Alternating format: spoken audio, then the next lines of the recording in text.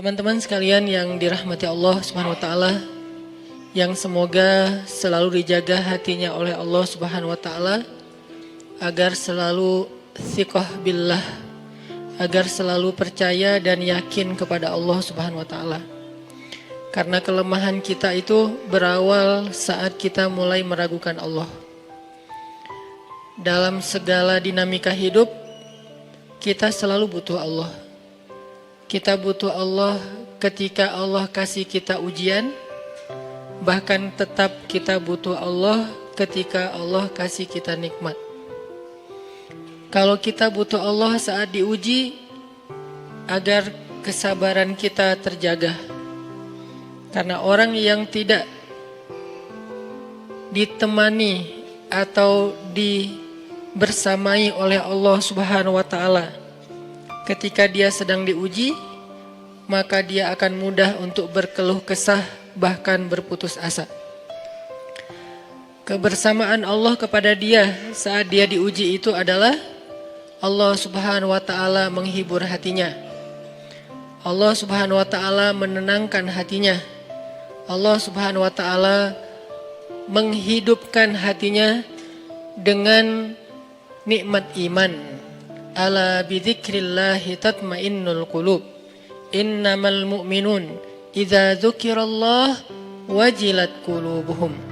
Bukankah dengan mengingat Allah hati menjadi tenang?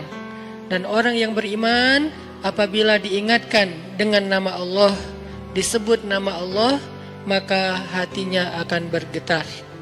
Ini bentuk Allah membersamai hambanya ketika dia dalam keadaan diuji.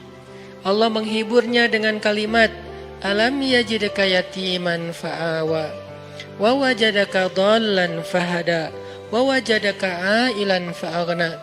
Allah menghiburnya dengan kalimat, inna a'tainakal kautsar. Allah menghiburnya dengan kalimat, kalla saya'lamun summa kalla saya'lamun. Allah menghiburnya dengan kalimat, la tahzan innallaha ma'ana.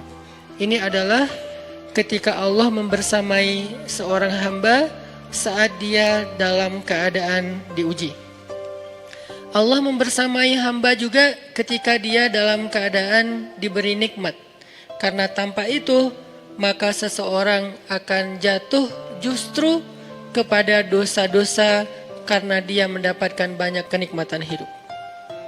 Kalau Allah Subhanahu wa taala tidak menjaga dia saat dia diberi nikmat, maka nikmat itu justru menjadi jalan bagi dia untuk terjerumus kepada banyak dosa. Justru nikmat itulah yang menjadi penghalang bagi dia untuk mengingat Allah. Karena dia sibuk menikmati hidupnya, akhirnya dia terhalang dari mengingat Allah tepat waktu. Sibuk menikmati hidupnya, terhalang dari Allah untuk bangun tengah malam. Karena dia tidurnya larut. Kenapa tidur larut? Karena terlalu banyak yang harus dia nikmati sebelum tidur.